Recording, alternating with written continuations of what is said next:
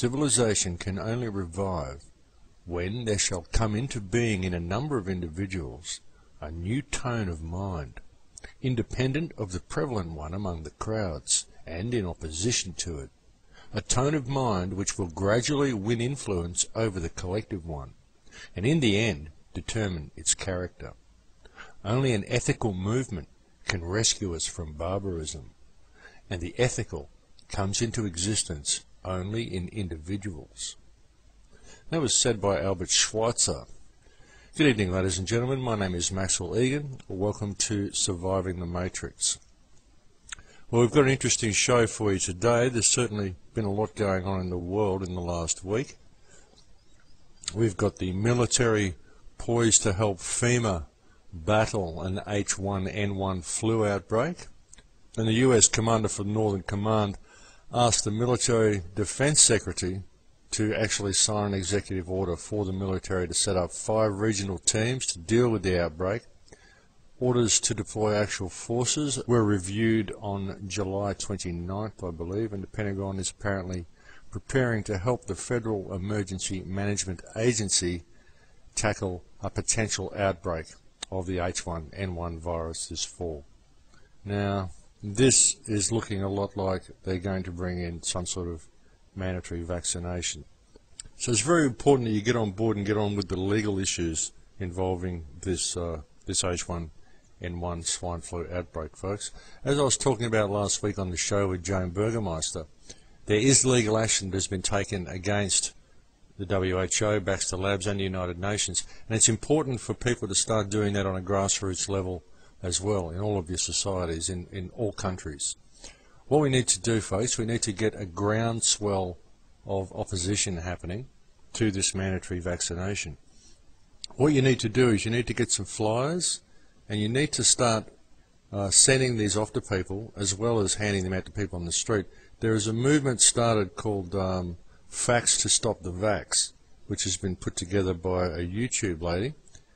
She also has a website called Healing Praxis, I think. You'll find a link to that on my website, thecrowhouse.com. If you go to the Swine Flu Action page, that page is being updated all the time. You'll find a link there to the Facts to Stop the Vax movement. Now, this can also be done. It doesn't have to be faxes, folks. If you're worried about the loss of anonymity in sending a fax, you could just mail it. Just get the print up the leaflets, put them in a mailbox, and send them off to your local army station, to your local police station. Send them off to just address them to administration, to the front desk administration at your local army headquarters. That way, the private or the sergeant or the secretary gets to see the message, and they can decide who it goes to. But the most important thing about it is that it gets to the little people on the desk at the front. I would also suggest writing to soldiers, write to people serving in Iraq, people serving in Afghanistan, and just let them know about the situation at home, what's going on at home. Let them know that they're talking about bringing in mandatory vaccinations. Let them know that it's from a company who is currently facing legal charges for releasing contaminated vaccine. Let them know what's going on. Let them know what this swine flu is actually all about. Because what it's all about, folks, is depopulation. It's very important that people start getting onto this. Now, the military wants to establish regional teams of military personnel to assist civil authorities in the event of a significant outbreak this fall, apparently. This is according to the Defense Department. The proposal is awaiting final approval from Defense Secretary Robert Gates. Now, one of the reasons Barack Obama was allowed to win the presidency, folks, is so that he could put a friendly face on the military dictatorship that is virtually on the doorstep of the Western world. Obama has done nothing for the left, those who worked so tirelessly for him so that he could implement the change that he said he was going to bring. Obama has, in fact, out-Bushed George Bush, and he's out-Cheneyed Dick Cheney.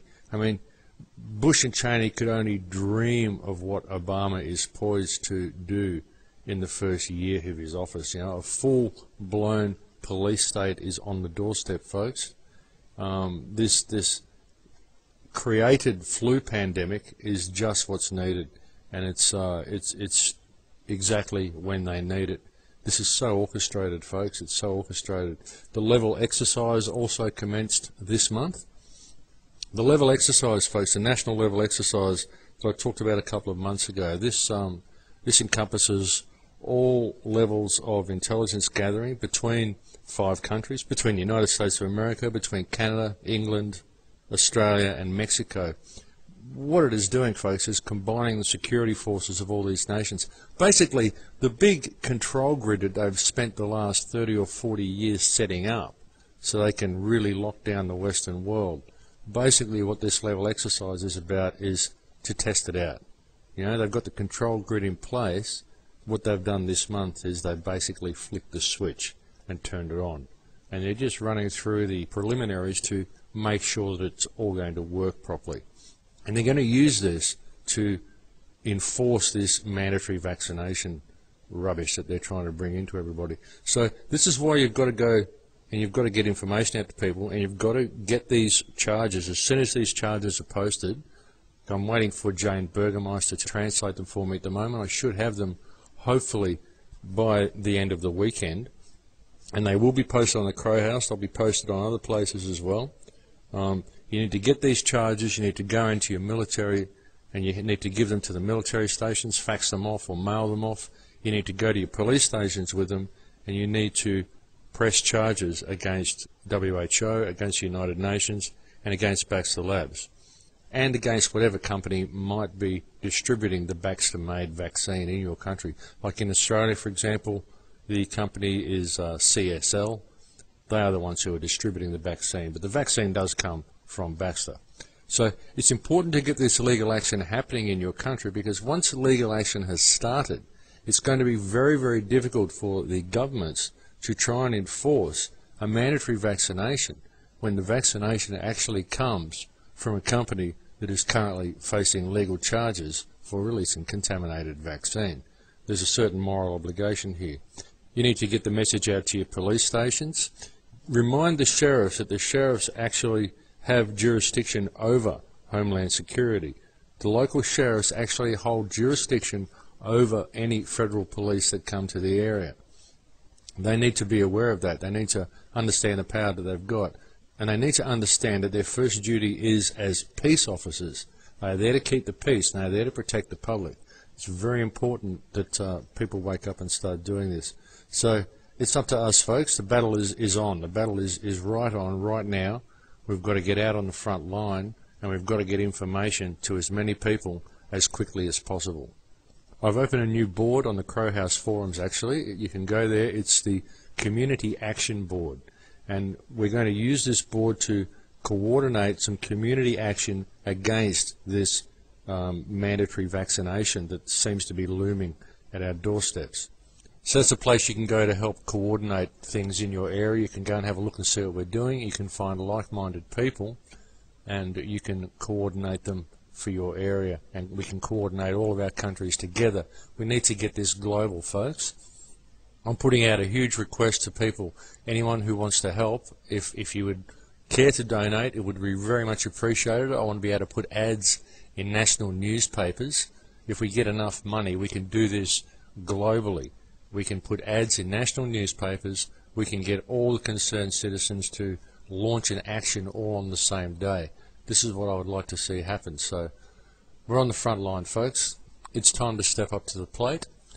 This is the big one. So that seems to be where it stands at this stage anyway, folks. As I said, I'm still waiting to receive the English translation of the charges from Jane Burgermeister. It would be very nice to get this all on the road, and if it's all on the level, then it's a great opportunity for us to really do something positive on a legal front. There are other people who are talking about this. I've had Dr. Leonard Horowitz on the show. He's put out a number of reports on this flu vaccine and reports on the virus itself. There's no doubt that this is a man-made virus. It was definitely cooked up in the lab. The possibility of this thing coming about just by itself in the wild, especially in non-flu season, Oh, virtually impossible. There's no way that this could have just appeared out of nowhere in the place it did at the time it did. So there's a lot of reports coming in from a lot of fronts about this. You just do the research, folks. You'll find that the information is most certainly out there on this flu. It's all out there for you to find out. You just got to go and do the searches, and you'll see that everything I'm saying here is true. Now, I wouldn't be at all surprised if a lot of this flu has a lot to do with the heavy amount of chemtrail spraying that we've seen lately. Very interesting. There was a couple of aircraft that were operated by United States Air Force and based at Diego Garcia Air Base that were actually grounded in Nigeria. I think one was grounded in Nigeria and the other was grounded in India.